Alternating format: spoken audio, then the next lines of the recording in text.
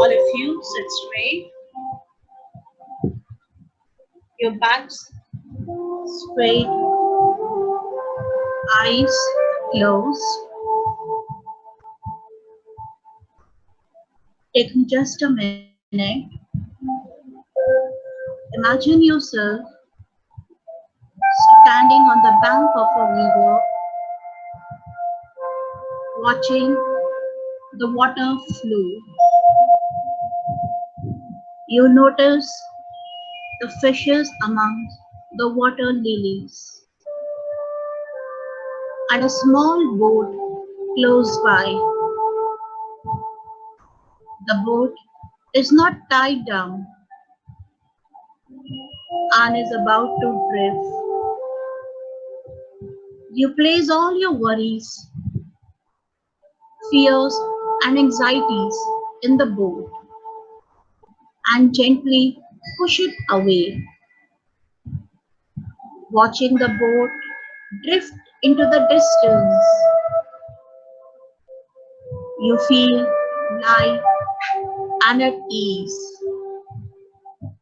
free and relaxed. Slowly and gradually, rub your hands, pat your eyes gently, and open them.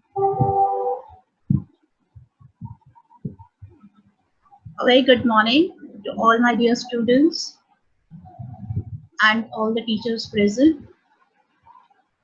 A very beautiful quote by Gandhi ji, which I couldn't stop sharing with you. Very clearly says, as we are doing this class on culture, he says that a culture of a nation will always reside in the hearts and soul of its people.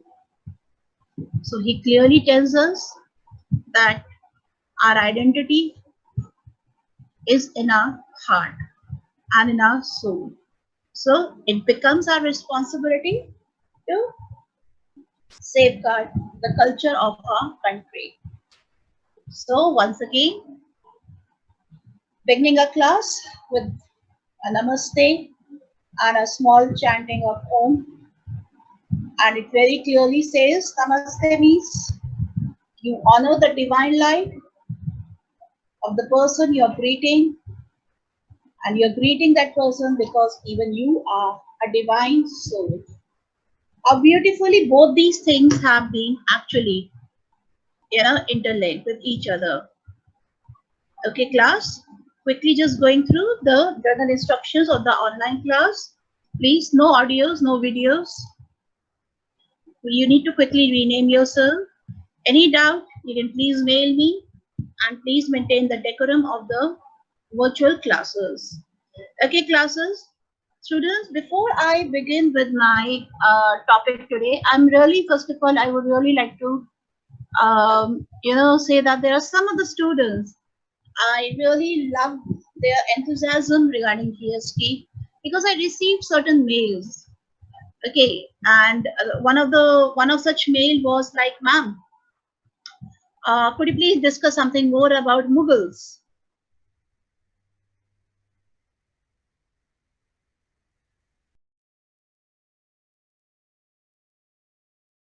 So I would sort of share some more facts regarding Mughals here with you people. And there was one more query from one child. I believe that child was a little, you can say, a little confused. She said that, "Ma'am, do we need to maintain a notebook for GST?" Students, you don't need to maintain any notebook as such, but yes, whatever work will be given, whatever activity will be given to you at the end of every single class unit, you please need to maintain that activity record and share it with your respective class teachers. Because on the basis of those activities, you are going to be graded for your board exam and in course scholastic area. So please take it very seriously. There's no need to maintain any sort of notebook for this. Okay. Now I'll just quickly take just around 2 minutes and discuss some interesting facts more about Mughals. Like many of the students wanted to know more about Mughal life. Let me tell you, class, Mughals, as you know, we are talking about once again one of a very lavish, luxurious, and a very grand, dynasty who really contributed immensely to the culture of our country. And as you know, we are discussing our culture, the reasons for so much of diversity in our culture, so much of differences in every aspect of our culture, right from dance, music, art, architecture, handicrafts, cuisines, every festivals, religion. I think we're different from each other. And the reason for this difference in culture, the history goes back in the ancient ages, right from the evolution of our civilization till the growing of Britishers and we people getting independence. India has always been influenced by some of the other people. And whoever came, they left a drastic mark on our culture. Mughals were one of them. These people came not from, as you know, from Central Asia. The first ruler was Babur, who came up, as you know, he came up from a place called Fargana. He never wanted to rule, but as the conditions had circumstances had paved the way, he actually decided to establish his rule and went ahead in giving this world one of the most luxurious and lavish dynasty. Let me just quickly just tell you, I told you about Noor Jahan, Meherunisa, who gave us one of the most fascinating wardrobe, which we use even today. Leading fashion designers and our entire bridal wear is actually a gift of Noor Jahan. As I told you about bangalas, about your anarkalis, about your sherwanis, your carpets, your curtains, your chandeliers, all this. And not only that, let me just tell you, students, they were also responsible for giving us some very delicious fruits and vegetables. Thanks to these people, thanks to the Mughal, if these people wouldn't have been there, you wouldn't have been eating potatoes. You wouldn't have been eating chilies, corns. These were the people behind these fruits. And you know about these vegetables. And in under the category of fruits, they gave you pineapple, they gave you pomegranate, they taught us what was melon, plums. If these people wouldn't have been there, we wouldn't have actually come to know about these fruits and vegetables. And when we talk about Mughals introducing all this in our country, so Mughals basically already had an idea about these fruits and vegetables when they came to our country here. And the using of spices, amazing. Yeah, that is the reason. Spices, the cream, milk, which was used in these dishes, the food was known as Shahi food. Shahi is something royal, but it was not possible. And you know what? As I told you, the entire food in the Mughal kitchen was cooked under strict supervision of the Queen of Mughal, and it was tasted by a team of people so that nothing wrong is served to the king. And not only that, when it was served to the ruler, it was actually brought in confined security. And it was then, once the food was ready, the royal kitchen was sealed. They were sealed, no one could get inside. Everything was counted. And then in the royal dining room, it was served under the supervision of armed guards. Can you believe? And you know what? Ice for using in the drinks was brought from Himalayas. Can you imagine? And now when we talk about this man Humayun, he had a very close link with Persia, that is Iran. He stayed in Iran during the time when he was trying to save his life from Sher Shah Suri. And when he came from Iran, he brought in Persian culture in our country here. And you know what? What was the favorite, dish of Humayun, which actually became a rage in our country? It was khichdi. So many historians credit the origin of khichdi with Humayun. The khichdi was very commonly cooked in Persia. And you know what? Akbar had his own royal, sort of garden where he had a team of gardeners specially only growing fruits and vegetables for the royalty part. And you know what? Normal water was never used for sowing and reaping these fruits and vegetables. Rose water was used. Can you imagine? Rose water was used in the kitchen garden. And the reason for the rose water was for the fragrance part. It used to add on to the fragrance of the fruits and vegetables. Shah Jahan, he was actually totally addicted to Yamuna water. He couldn't live without Yamuna water. It was only, he was not very fond of wine or something, but he just wanted to have everything should be cooked in Yamuna water, and for drinking part also, he wanted, this water. And he was very fond of mangoes, very fond of mangoes. For that matter, Akbar was an ardent eater of mangoes, and that was the reason so many different species of mangoes were grown during the Mughal period. Even today, you see, today you see you have so many species of mangoes available in the market. That's all thanks to these people who went ahead and found all these because they loved, even Shah Jahan loved eating all this. And not only that, let me tell you, this is going to, boys might get a little aware on this, what I'm going to say. Opium. Opium was now actually became a craze under Jahangir, because Jahangir just didn't love to drink, he also loved to have opium.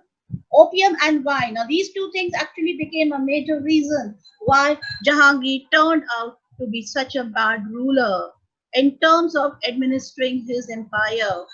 It was not like he was bad by heart. It's not like he didn't have the basic sense of ruling. He was very good. But these two habits really spoiled this man. Opium and this. And you know what? Mughals could never rely from where did tobacco enter his empire. Tobacco became a craze in his empire. Tobacco became an uncontrolled problem which spread like fire in the entire empire. And no one was actually able to find out from where this tobacco had actually originated and from where did it come. But generally, historians actually credit the Mughals with this origin of tobacco and the usage of opium. Right. There are many more class and there's so much to discuss about this. This was just an answer to few of your queries, which I really thought I should actually tell you because when students are showing so much of interest, I think it becomes my responsibility to tell you something. Okay. Now class, coming to where we left, let us discuss about the Indian music. We discussed about the dances in our last class. We saw that India was a home to two basically dances, the classical dances and the folk dances. Right. Another aspect of our culture is music. Music.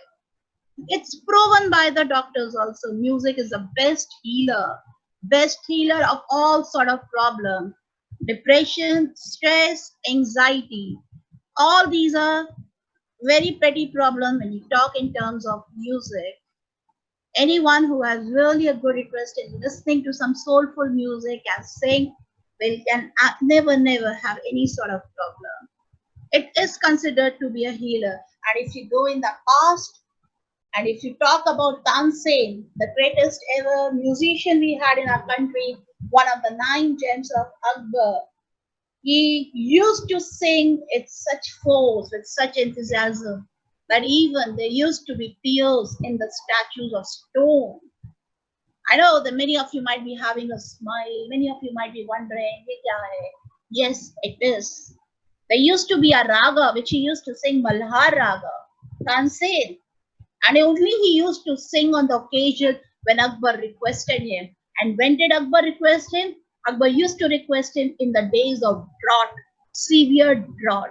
When he saw his people dying, when he saw the people not having food to eat, there was no agriculture production. It is at that time Tansen was asked to sing that Rag Malhar. And when he sang that Rag Malhar, it used to rain like cats and dogs in Mughal Empire. Again, this is not a myth. This is not a myth. Music has that much power. Remember, it has. Now, India is a home to all sort of music. We have classical music, we have our folk music, we have Indian rock music. But remember, class, again, let's take the kudos to ourselves of giving the origin of music in the world. Now let us start here. As you can see, let us take up the first music which is very popular in our country, that is Hindustani music. Now Hindustani music, classical music, is again considered to be a fusion of Indian and Persian music. You know, Indian and Persian music. During the time of Mughals, we had one more great musician called Amir Khusro. This man was the person behind the origin of tabla, the man who gave us Qawwali. If this man Amir Khusro wouldn't have been there, we could have never thought about Qawwali, we could have never thought about the greatest musical instruments we had. So this man, Amir Khusro, his music and the fusion of our own original Indian music paved way for Hindustani music. Very popular in the northern regions. In the northern regions, that is the entire North India, we have these Hindustani classical music, and you can see here the main focus in Hindustani music is the using of all these musical instruments here, right from tabla, sitar, shehnai, tanpura, all sorts of musical instruments are used. You might have seen we have so many masters who play tabla so very well. Zakir Hussain. There's so many people who play sitar so very well. Shehnai. But they have been legends in this history of Hindustani music. So more than vocal, they have more of focus on playing of all these various musical instruments which you can see here towards my right hand side. These are harmonium is another. Harmonium is incomplete in any sort of musical performance. And remember, our Hindustani music is based on the raga scale, and our ragas are based on the 7 notes. It is we, that is our country, India, who has given this world the 7 notes. The entire music of the world is based on these 7 notes. Sa, re, ga, ma, pa, dha, ni. So in Hindustani music, it's basically more of focus on using of musical instruments here. You have some gharanas, musical gharanas related to Hindustani music.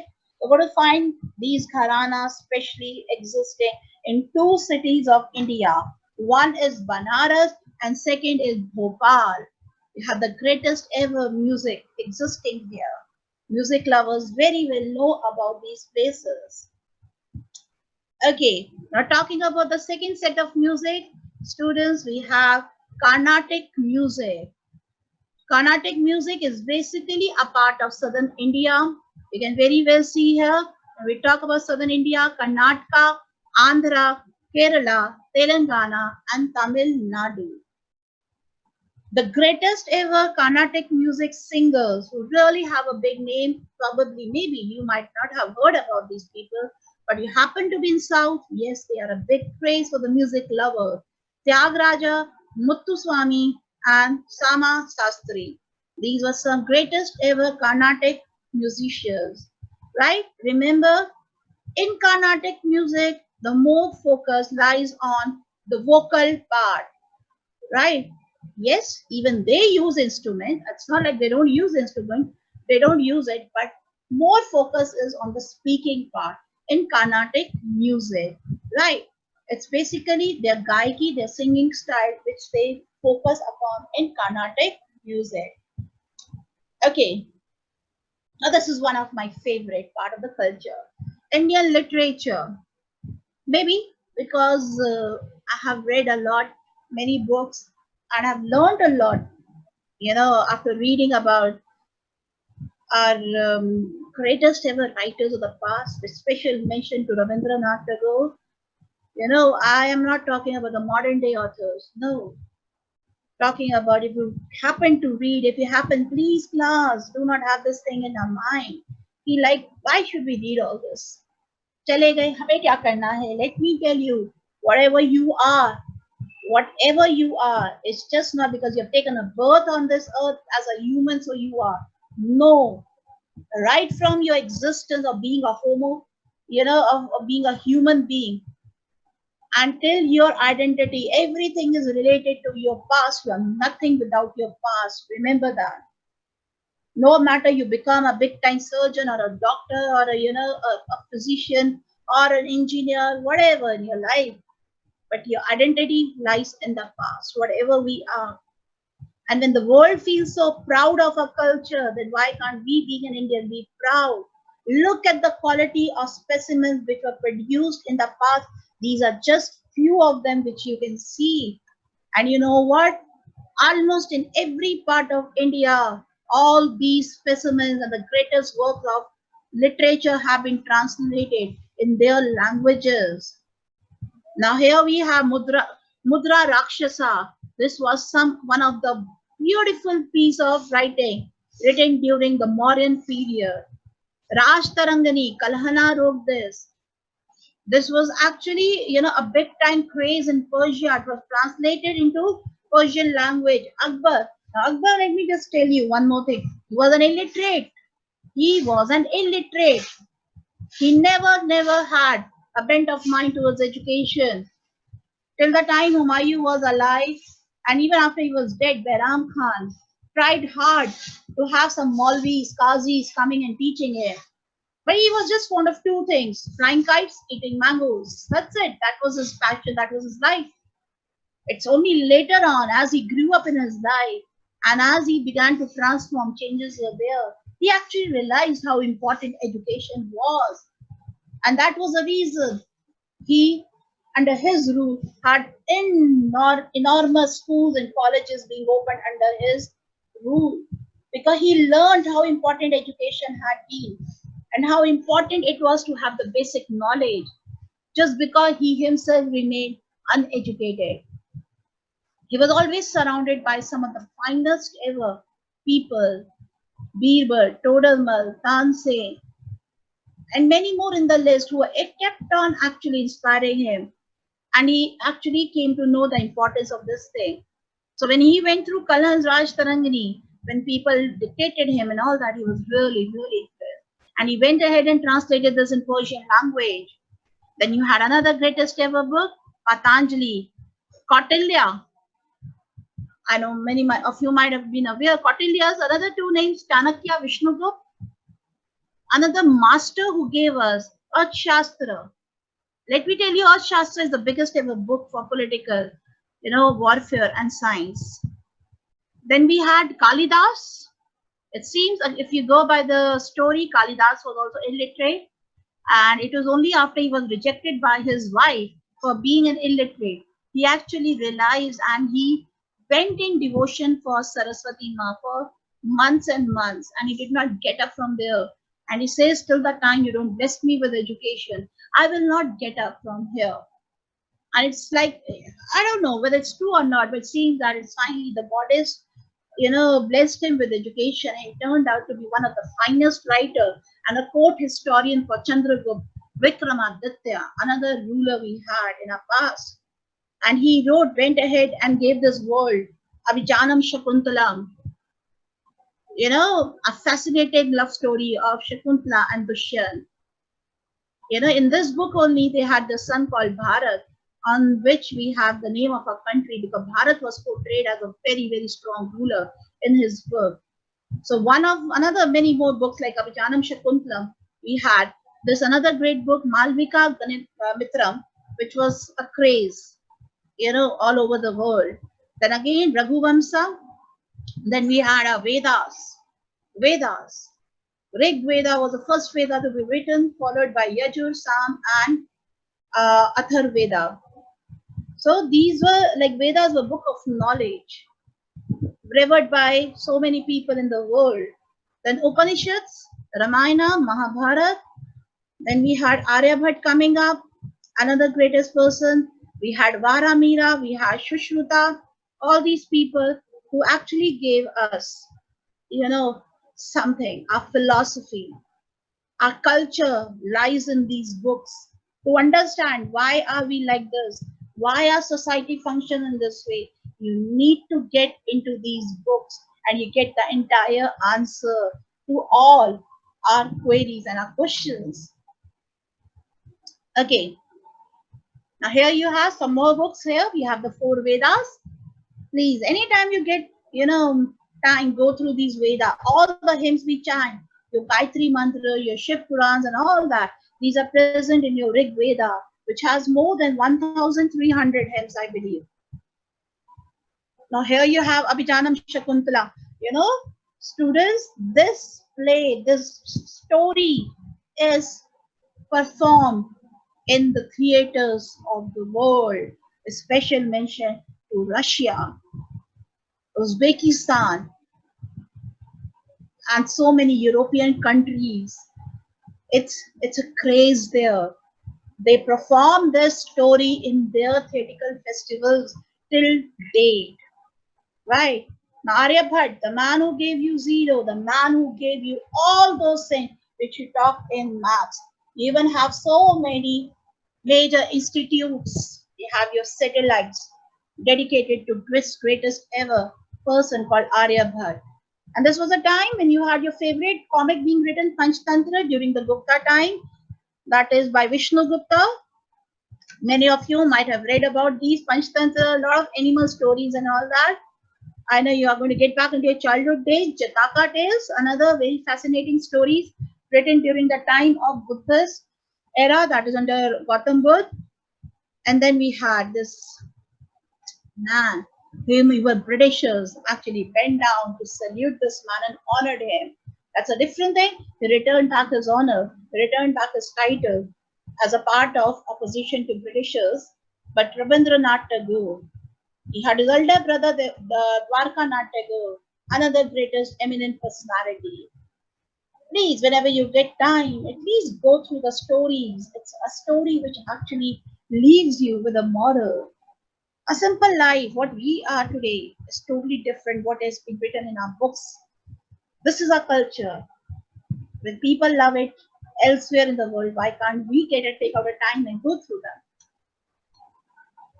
Languages, another thing, as you can see here, your country with innumerable languages, Punjabi, Gujarati, Marathi, Konkani, Goa, another state, smallest little tiny state of country, baby of a country, with a multiple, culture. Even, you are in this state of your country, you never feel as if actually in India, because the major culture you're going to see here is Portuguese culture here. And again, the roots lie in the past, just because the Portuguese people stayed for a very long time in this country, in the state. So a very strong culture can be felt when you are in this state. And you can see here, in almost every state of India, you have a different language being spoken. And here, they've just given you an example of Namaste. If in Hindi we say Namaste, in Punjabi we say it Sat Sri Akal. In Urdu it is Salam Alaikum. In Gujarati it's Namaste, Assamese it's Namaskar. In Bengali again it's Namaskar. In Kashmir it's Adab. So look at the way in one country there are so many different ways of greeting each other. You are in South India, you are going to greet someone with Vanakkam. Right? Again, you're just holding your hand, but instead of saying Namaste, you're saying Vanakkam. I understand it. So look at this. You are in Mathura Vrindavan, you say Radhe Radhe. You are in Manipur, you say Kuru Majri. This is the way, this is our India. This is what we should be proud of our country. Right? 29 states, 7 union territories, 18 official languages, right? 114 languages, 216 mother tongues, and 900 dialects in India.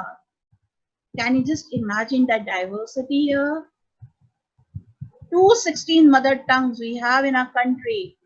Now Hindi, now let me just tell you, as I've already told you, it has actually not been declared as a national language. The debate is still pending in our court whether to declare it as a national language, because at the time of independence, when our constitution was being written down, it was a major debate in the constitution to declare Hindi as a national language, because many of the people from South India said that Hindi is not our cup of tea, we cannot speak Hindi, and making it a national language will not serve us justice.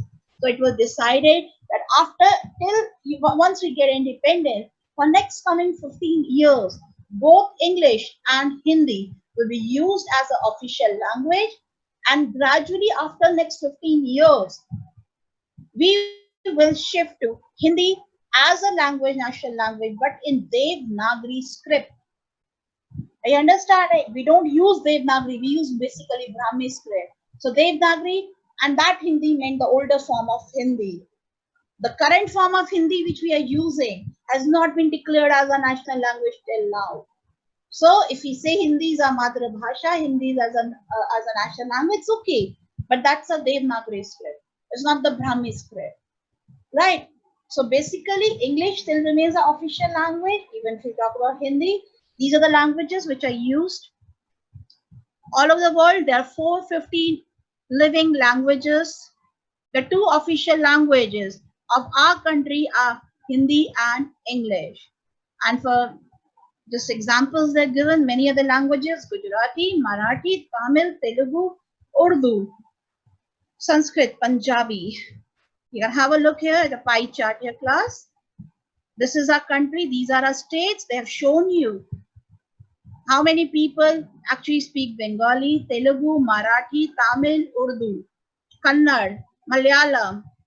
And look at Manipuri, look at Bodo, Sanskrit, Dogri, Konkani. It's a very small number of section of people who speak all these languages. And look at Hindi. Look at Hindi.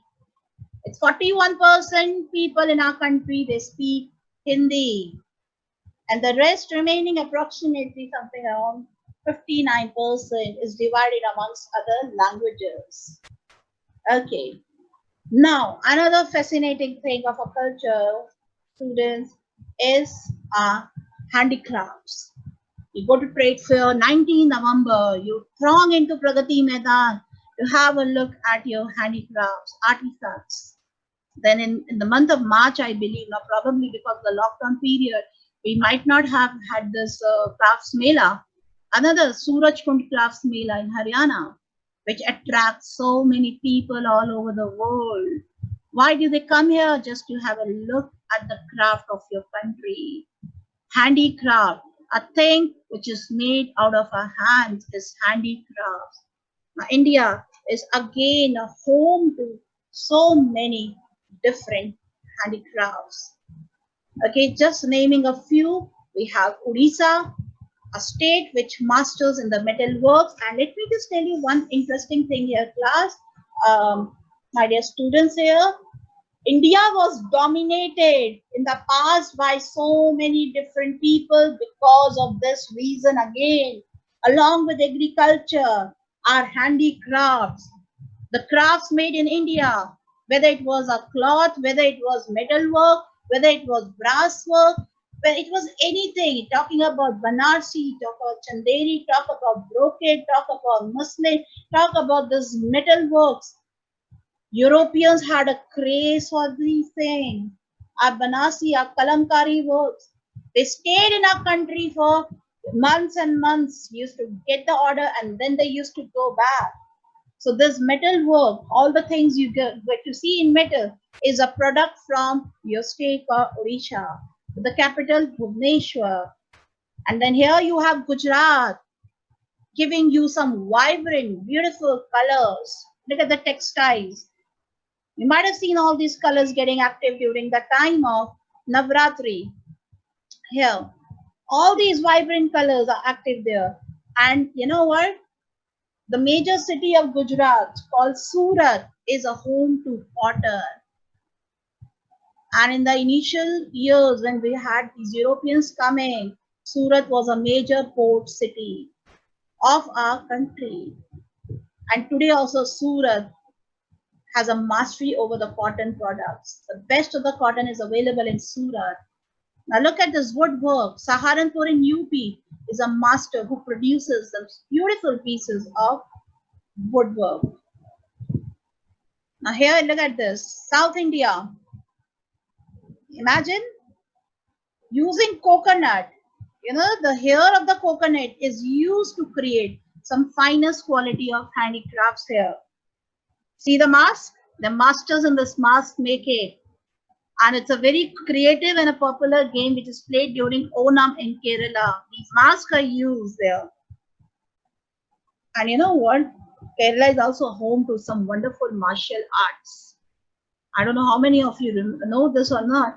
It's a home to some finest quality of martial arts there. So from South India, you have coconut, sandalwood, mask making, and silk weaving coming up. Silk.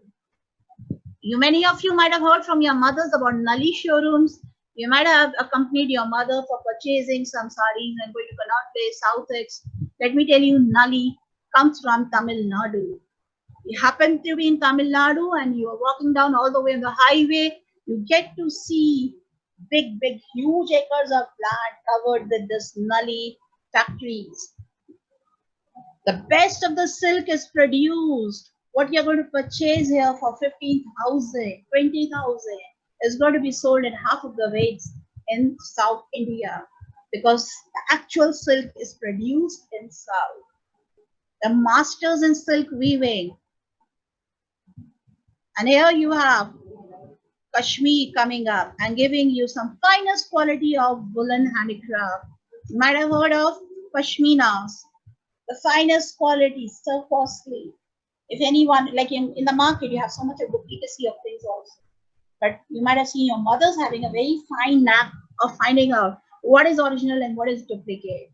The finest quality of the woolen handicraft, especially the shawls, stoles, come from your Kashmir here. This is our country. This is what we have given. And have a look here. The entire India, from every part of India, you have something special coming up. Let's not forget our Fulkari work of Punjab, hand embroidery done from the hands. Such a difficult task, but they're masters in doing that. Then chicken curry from Lucknow, that is UP. Again, a fine quality thread work being done there. Then how to forget Bihar? Bhagalpur gives us some finest quality of silk here. Then you can have a look here. Entire South India is giving you some very beautiful silk and ikat. Do not forget Banaras for giving us some very special Banarsi silk. Walk into Gujarat, have a look here. Bandhani, Mysore silk, just have a look. This is our country. And look at the variety of handicraft we have. And they've given you a specimen again of the handicraft which is produced here. At every place tourists, you're going to find some of the other diversity here. Another thing which really attracts, that is our paintings part. Right? Now, before I take you to the paintings part, let me just quickly, first of all, take you to a small video, right? And then we'll continue with this. So I just want all of you to have a look at this video and be a little proud and actually understand what we have been studying till now. So I would like you to have a look at this video.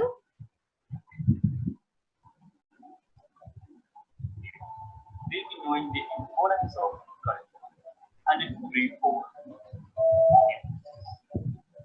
In this series of videos, we'll be knowing the importance of culture and its threefold. In the first session, we'll be doing history of everything. All of these topics will be covered in the upcoming videos. Comment which one you want to see first in the series of videos. In India, more than 1.3 billion people live. India is a land of many cultural livings. Unity through diversity is the main attraction to India by many of its foreign countries. Like the United States, India is also a federal union where almost all of its states carries different languages, different cultural identities. Indian civilization is very ancient. The Indus Valley civilization was one of the first civilizations on earth. The Vedic period was a time in Indian history when the Hindu religion and caste system began in India. Mughal Empire was the last and strongest Islamic empire in India. So because of this unity through diversity and different cultural identity only, India is known as a subcontinent within Asian continent. So here we see India in people with different clothing, people with different religions, people with different food habits, people with different celebrations, people living in different localities like urban, semi-urban, or rural. So this is how people carries or live in different localities. So India is also mainly classified into four major sections, four major parts. So one is North India, the major city in North India is New Delhi, and the Eastern India, the metropolitan city in Eastern India is Kolkata, Western India, then Mumbai is the metropolitan city represents Western India, and South India, Chennai represents South India as a metropolitan city. Indian people across the nation eat different foods as per their geographical availability. Like North Indian people prefer to eat meat and all, and South Indian foods always carry rice. So all over the India, vegetables are available. People take seafood, meat also taken by people. But however, cows are considered sacred by Hindus, many of whom are vegetarian. So all of India, you can see masala spices, people drinking tea and coffee. And next, we'll see about religion.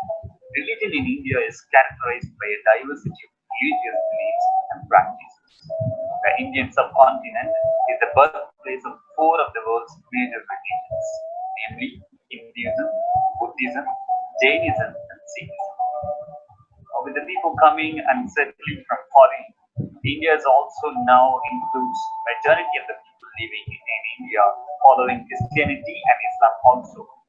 Next, we will see about some major facts of the faith. Indian important historical monuments. India has many historical monuments. Mughals and the South Indian kings. And prior to that, those Hindu kings have built so many monuments across India. And the important ones to mention are Taj Mahal, Brihadishwara Temple in Tanjavur, Mysore Palace, Armendar Swami, Ajanta Ellora Caves, Mahabalipuram, Khajuraho, and the list is a long one. You will see all about these in a separate video. Next comes is music, traditional music of India. Hindustani and Carnatic are popularly known traditional music of India. Hindustani means classical music of North India. Carnatic means classical music of South India. Melody, drone, tala are some of the traditional elements of music. String, wind, percussion are some of the most commonly used instruments in Indian music. Next comes this dance, traditional dances of India. Dance is an ancient and celebrated cultural tradition in India. Folk dances abound all across the country, and huge crowds of people can be found dancing at festivals and weddings.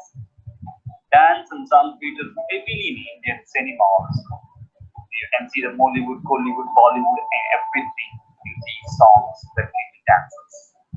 Indian dance derives roots from six of the most important classical dance forms. They are Bharatanatyam, Kathakali, Kathak, Manipuri, Kuchipuri, Odissi. Again, we will see all about these things in separate videos. There are many other cultural traditions that exist in India that everyone should know, especially those who are preparing for competitive examinations. We'll be seeing all these in our upcoming videos. Comment your favorite topic on all these things. Either you want dance. Okay, students, you got to see this. I'll be showing you some very nice videos on temples once we are on the temple part of our country. Right, so this is just one video which has just taken a few things. There are much more to be watched. Right, so coming back to the paintings part of our country, as you can see here, the different types of paintings, how people express their emotions, their ideas, their feelings, expressions through the help of the paintings.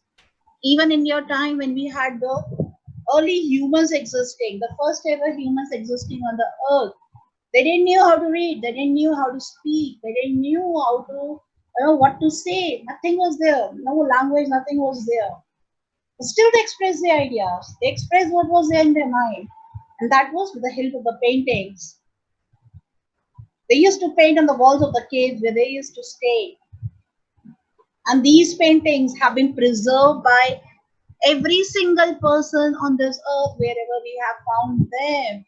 And you know what? Even our country is a home to one such beautiful cave paintings. And these cave paintings in India are present in Bhimbetka in Madhya Pradesh. You happen to be in Madhya Pradesh, you're going to have a look at all these beautiful cave paintings present here. And majority of the cave paintings are in France and Spain, right? So paintings have always been a passion for man to show his ideas and his thought process. So here you can have here taking up Madhubani paintings first. Very common style of painting. I think all the students of fine arts might be very well aware of these paintings. Madhubani is a folk painting of Bihar, as you know. It comes from the district of Bihar. It's basically in the style of painting. Scenes of Ramayana and Hindu gods and goddesses are depicted, right, in Madhubani style. Worldly paintings, they are from Maharashtra, another very famous style. And under this Worldly paintings, we have local tribes. There's a place in Maharashtra, and tribes of Worli. They basically used to show their day-to-day social and cultural life. The speciality of this art form is chewed bamboo stick is used as a brush, right? Chewed. A crushed bamboo stick is used as a brush, and rice paste and water gum is used as a color. Rice paste is mixed, and the water gum is actually added to this rice paste, and then colors are created. And from South India, we have kalamkari. Britishers were crazy for a kalamkari work. It is totally a product from Andhra Pradesh, a place called Masuli Pattanam, which initially was called as Machli Pattanam. From there, we had the origin of this art form. The meaning of kalamkari, as you can see here, it's clearly telling you the meaning of kalamkari. Kalam means pen and kari means artistic work. So a painting made by the use of pen is called kalamkari. It comes from Machilipatnam from Andhra Pradesh. Hand paints or block printed is used on cotton textile. And in this also a long reed, a long stick is taken as a brush, dipped into the ink, and then this beautiful work of art is created here. Right. So class, today I'll I think end up here only. And in the next class, I'll be taking up this architecture, and I'll show you some very interesting videos on art temples, because I believe if you have not seen art temples, I think we have not seen anything in this country.